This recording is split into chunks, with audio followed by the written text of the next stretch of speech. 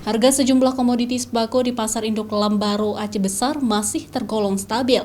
Selain itu, daya beli masyarakat pun belum alami peningkatan meski akan memasuki perayaan Megang Ramadan di Aceh. Adapun komoditi yang mulai alami kenaikan hanyalah telur ayam.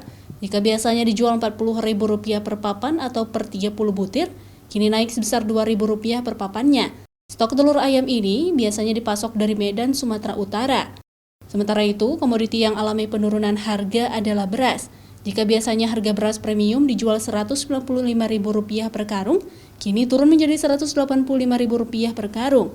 Hal ini karena harga jual gabah petani menurun. Harganya kok sementara masih stabil, tapi kemungkinan naik tetap ada.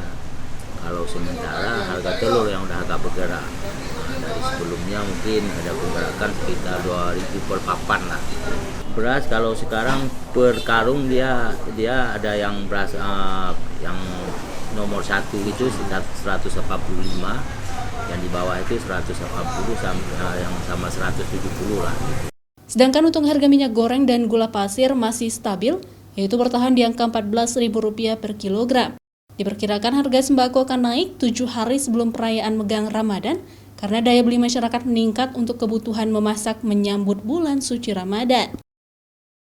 Nova Misdayanti, Kompas TV, Aceh Besar.